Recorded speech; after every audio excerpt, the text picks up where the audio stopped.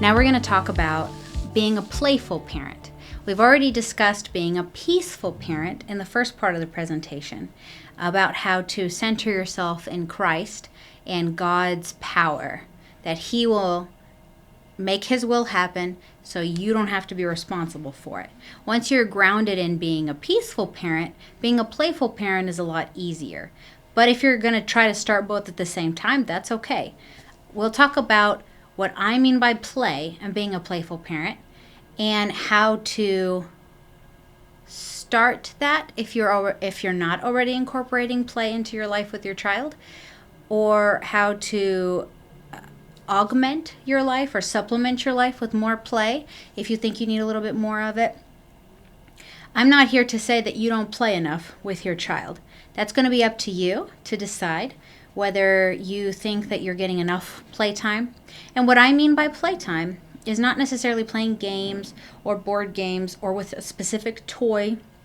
What I mean is leisure time, where you are not distracted. You're focused on them, they're focused on you. You could be doing something fun together, but it doesn't necessarily have to be fun. It can be relaxing.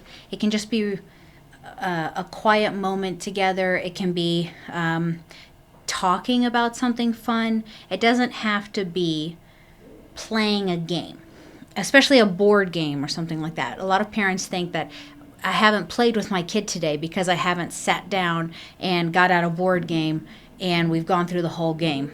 That's not what I mean. I mean what I call leisure time. And I want to frame it, if you think about the history of man, for the majority of mankind's history, we haven't had all the entertainment we have now. We didn't have screens back in the day. Think 100 years ago. We didn't have screens. We didn't have movies. We didn't have TV shows.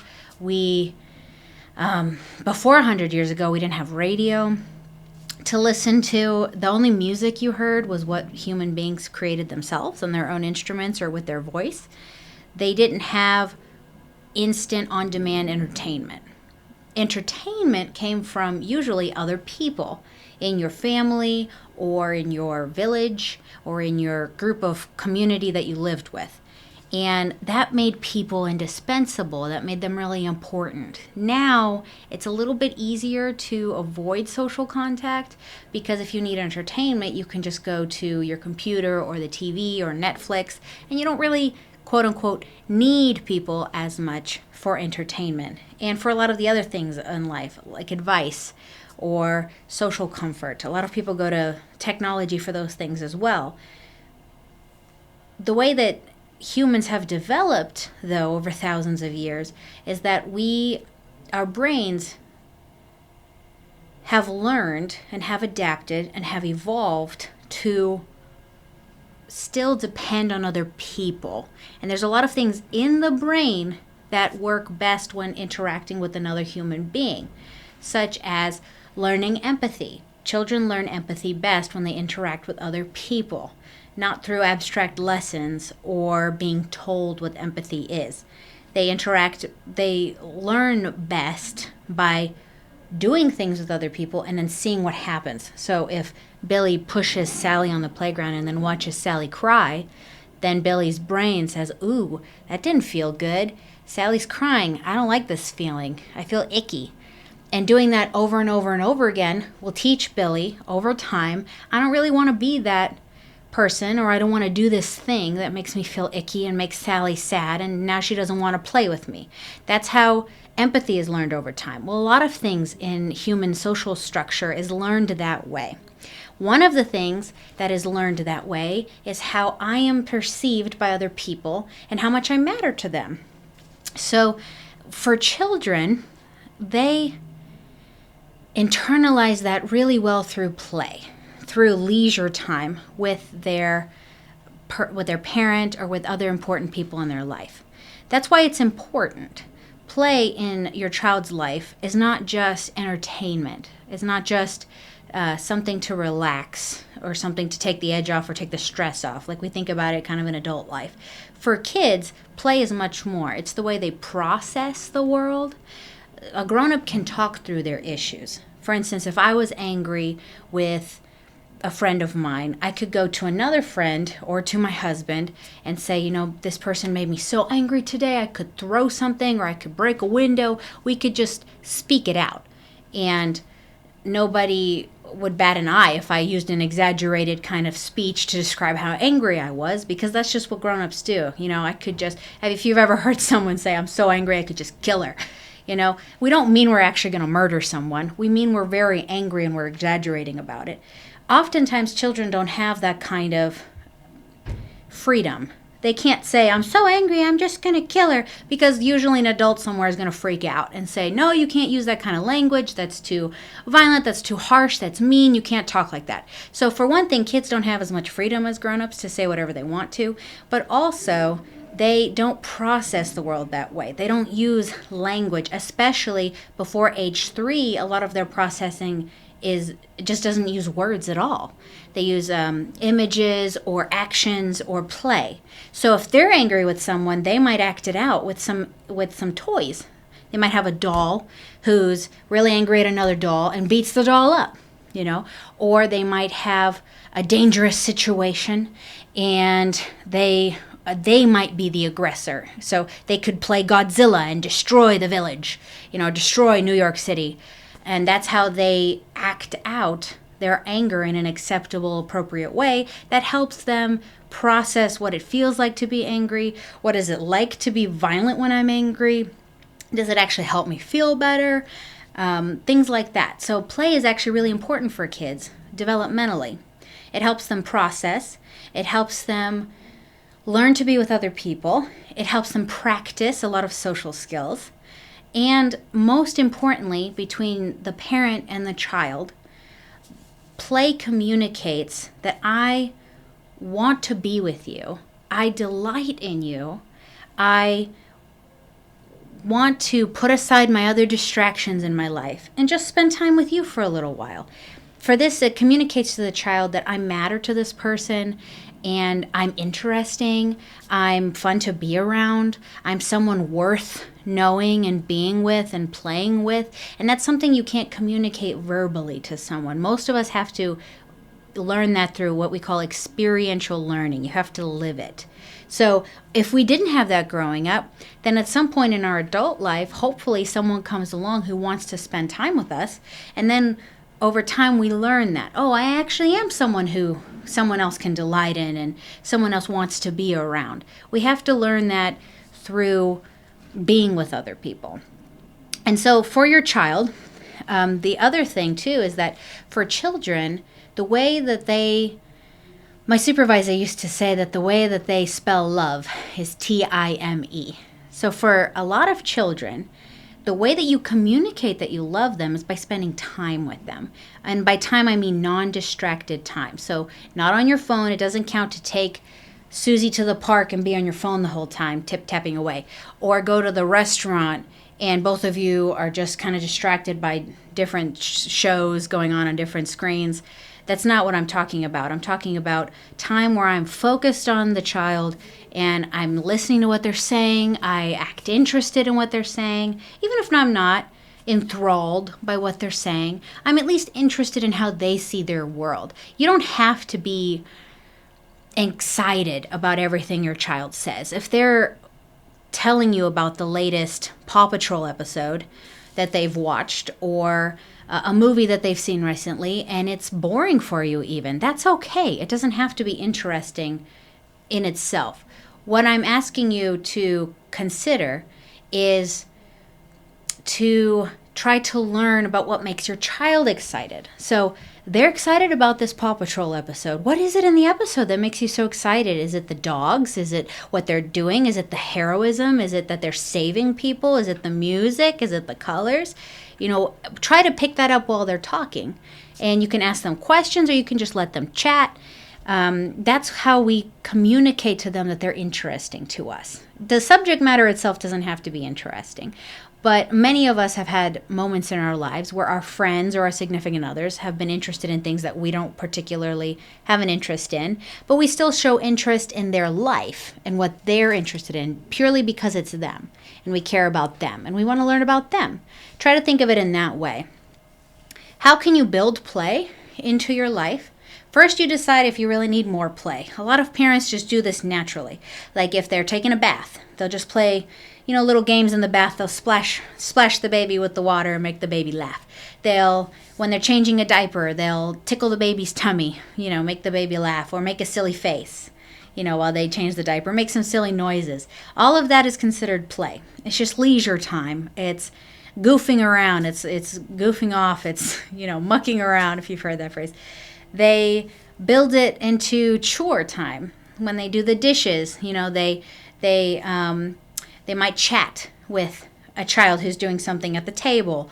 Or while you're cleaning up, instead of just putting the toys in the cleanup box, you play basketball and you throw them in the cleanup box. You make it fun. So a lot of people do this naturally. The important thing is to remember to try to get some one-on-one time with your children while you're not distracted by chores, and you're not distracted by screens, and you're not distracted by other people. So if you think that you need a healthy dose of that in your life, if you think that you're really not getting any of that at all, or it's really hard to concentrate when you are trying to play with them alone, what a lot of parents do unintentionally is that they will sit down to play with their children or just sit and watch their children play, and they'll start doing some grown-up activity like checking their phone or cleaning up or teaching the child how to do something, kind of offering feedback to the child when they're playing, like, that's not the sound a dinosaur makes. This is what a dinosaur says. They'll start doing grown-up stuff. And that's fine, honestly. That's fine most of the time. But if you would like to put some really positive play in there for your child that can really help development, it really improves parent relationships. If you're struggling with your child, if you have feelings of not liking your child, if you have suspicions that the child doesn't like being around you, if you guys are having lots of fights and lots of arguments or a lot of silence between you and the child, it's a really good idea to practice what I call special playtimes. Special playtimes are almost medicinal play. They are highly potent times of play that are meant to negate any negative patterns going on in the relationship. So if you guys are fighting a lot, or if you and your child keep getting into power struggles, or if you and your child don't get enough time together, or if you and your child are silent towards each other and don't really know what to say most of the time, or a lot of the time, then this is a way to counteract that. But in relationships that are good with your children, where you do feel like you can be around each other, that you do like your child, that the child likes you, you can just use these special playtimes to augment the relationship and make it even more powerful and positive, and increase the intimacy and affection on both ends.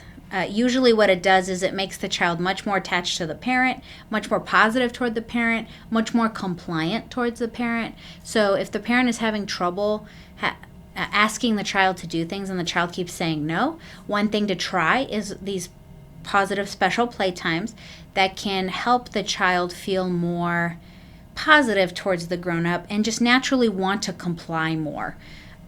A lot of compliance, honestly, is a positive relationship with the child, is that they like you and they love you and they want to make you happy, so they do what you ask. If you have struggling with that in your relationship, especially if there's a lot of power struggles, these special playtimes can help. The rules for special playtimes are this.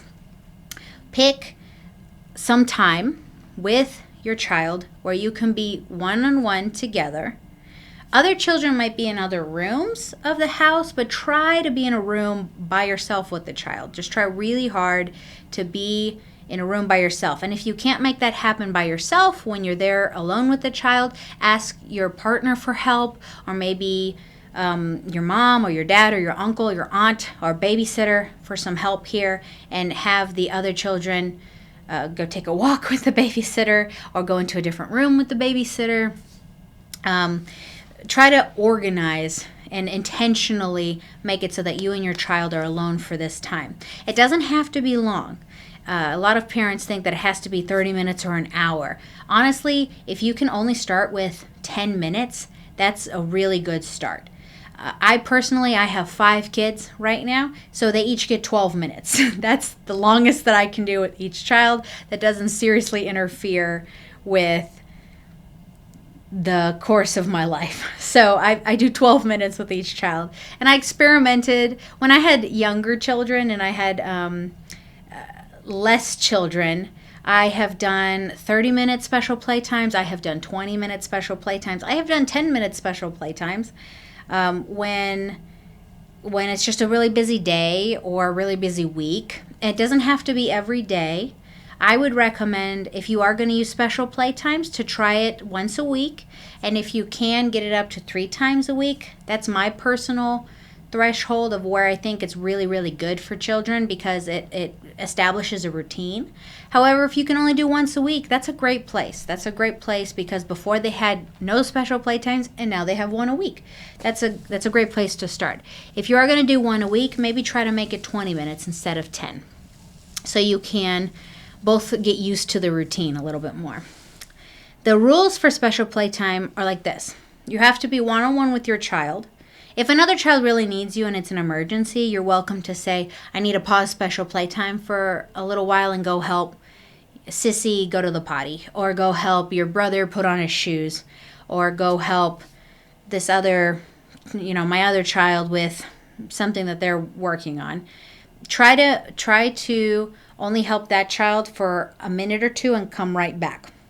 You don't want to communicate that this other task was more important, or that this child can't expect you to come back in a reasonable amount of time. If you get distracted, try to keep those distractions to a minimum. For instance, if you get caught up in something really easily and your other child asks you for help, try to ask the child who's asking for help to wait until the end of special playtime, especially if it's only 10 minutes. Most child emergencies can wait 10 minutes. So you can say, I'll be done here in 6 minutes. I can come help you then. Right now I need to have special playtime with Sissy or with, this child. The rules are thus. You are not allowed to clean. You are not allowed to teach in special playtime. So if your child is learning a new game or playing with animals and they make a cow sound for the horse, you are not allowed to correct them in special playtimes. Usually the child picks the game in special playtime. So you don't suggest games like let's play Scrabble or let's play hide and seek. You allow the child to pick what they want. And what I usually do with my children is I have a little intro at the beginning of special playtime where I say, we have 10 minutes of special playtime. You get to choose what we do in special playtime. I will let you know if there's something we may not do. And then you try to keep those boundaries to a minimum. So in real life, kids are very used to a lot of boundaries and limitations on their behavior. Like I said earlier, they're not allowed to speak freely as adults. So they can't say, I'm so mad, I'm going to kill him. Most of the time because an adult will swoop in and tell them to stop speaking like that. But in special playtime, the emphasis is on this is a special time that's different than those other times. And a lot of parents I have talked to about this say, well, then won't my child get confused about the rules in the home? If they can do something in special playtime, won't they start to think that they can do it in other times? And the answer is that's actually usually not how it works. Children are really good at differentiating between situations and people when something is okay and something is not okay in different situations. It's almost like we all know which vending machine is going to give you a free snack if you kick it. Then the kids just know when something's going to fly and when it's not. So I can do this at school and I can't do it at home. Or I can do it at home and I can't do it at school. A lot of children make that differentiation really fast. So for special playtime, I can do this in special playtime, but I can't other times. It's good to be clear about that. You can say, I will let you know in special playtime if there's something you may not do. The big limits I always put on my kids is you may not hurt people and you may not destroy property. So if they want to play a game where they hit me or they hurt me, then I say, one of the things we can't do in special playtime is kick mommy or hit mommy or throw throw hard objects around the room. One thing we cannot do in special playtime is rip up toys or destroy toys in the house. You can make that very clear. And then if they try to do something that outside of special playtime that they're allowed to do in special playtime, I let my children say anything they want in special playtime. It's a great time for kids to try out new words that they are not allowed to use anywhere else. And in my house, my kids just know. In special playtime, I can say anything I want. And I can do almost anything I want. But in other times, I'm going to get corrected for it. So a prime example in our house is the word stupid. Our children are not allowed to say the word stupid. We say it's a teenager word, and they can start to use it when they're teenagers. But when they're young, they're not allowed to use the word stupid because it's so easy to misuse. Well, in special playtime, they just let it fly. They say stupid this and stupid that and stupid this and stupid that. And what it does is it gives them an opportunity to try it out. Well, how does it feel to say it? How does it feel to call this thing it? They'll call me stupid, and then they'll see kind of how it feels. And sometimes it's clear that they don't like it. They see, it doesn't feel good to call someone stupid, especially someone I love, but they got to try it out. Most of us do have to try out some things like that, especially language. That's why teenagers experiment with different behaviors and looks when they become teenagers, is because they're trying to figure out who they want to be, how they want to live. And a lot of times that comes with experimentation. Little kids can do the same thing in special playtime. They can experiment with words. They can experiment with games. The most fun that they have, that I've noticed, is when you get to be a part of the game. So if they ask you to play the game with them, if they ask you to participate, in the name calling, like if they have a stuffed animal and they're calling it stupid and all kinds of names, and you can base your boundaries on what you can tolerate. So if there's a word that you really just can't tolerate in your home, you can say one of the things you can't do in special playtime is say that word. But try to be as open as you can to having less limits in special playtime. That is part of what makes it special, is they can try things. And it's part of that processing that they need to do, and it's part of that practice where they can practice new things, all good things. And then the last rule for grown-ups during this time is that they can give feedback if they're comfortable with that. I think it's very helpful for grown-ups to give feedback about what they see. So if the child is really angry with a toy, pretending to be really angry with a teddy bear, and they're punching the stuffing out of this teddy bear, the grown-up, it's really helpful if the grown-up, instead of acting horrified like a lot of us do, like, oh no, what's wrong with my child? My child is so angry and aggressive. I need to take them to the therapist. Whatever comes through your mind in normal life. In that moment, in special playtime, what would be more helpful to the child is just to tell them what you see. Wow, you are really angry with that teddy bear. Wow, you're beating the stuffing out of that teddy bear. Whew, that was a hard blow to the head. That poor teddy bear is going to be feeling that tomorrow. However you want to say it. You're just telling them what you see. If they're acting sad, you can say, wow, you look really sad. You're crying. If they're acting out crying or whimpering or pretending to be wounded, you can say, you're really hurt. You are really hurt. That really hurt you. You are crying. You are showing me you're sad. Things like that. It doesn't have to be sophisticated or some parents have asked me, but I don't have therapy experience. I don't know how to be a therapist for my kid. I'm not asking you to be a therapist. I'm just saying sometimes if you see something that the child is either feeling, like pretending to feel in the game, or doing, feel free to speak that out loud. Like, you are having a really great day. You are really happy. You are really sad. You are very angry. Try to give the child that feedback, because what it does is it helps the child eventually process the play into words, so that over time they'll be able to speak about these experiences. They'll have the words for it. Oh, this is what sad looks like, or this is what angry looks like, or this is how it feels like to be angry with this teddy bear and beat the stuffing out of it. They can put it into words eventually. Not only that, but it shows the child that you really get them, that you see what's going on and you acknowledge what's happening. And it's part of that, I'm here with you, I see you, I acknowledge you, you matter to me. It's all part of that message. So that's how to be a more playful parent. If you don't think that you need special playtimes in your life, but you want to incorporate a little bit more one-on-one time, and it doesn't have to be that structured, I highly encourage that. With teenagers, we have the temptation to think that they don't need that as much with parents, but teenagers still need that one-on-one time with their parents, with their safe people. It doesn't have to be games, but it can be. So if they want to play a board game with you, engage in a board game. If they want to go shopping at the mall, go to the mall and try to keep your distractions to a minimum and listen to what they're talking about. If they want to go to a restaurant with you, try to talk with them during the dinner, or at least listen to what they're saying. When you are doing intentional one-on-one time with your teens, put away your distractions.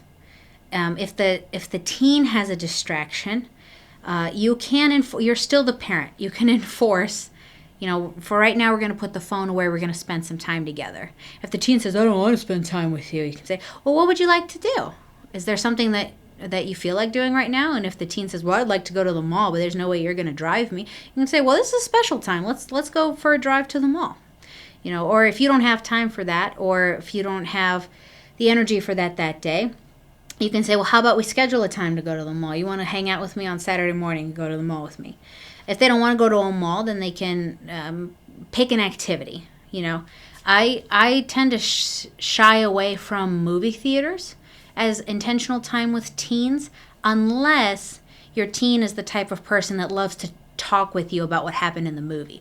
If you can make it a social experience, then it can still be one-on-one time. So if you go to the movie and then afterwards maybe get ice cream to chat about the movie or take a walk or talk about it in the car, then that's different. If you just go, you don't talk on the way there, you watch the movie and you don't talk on the way back, it does not count as intentional one-on-one time.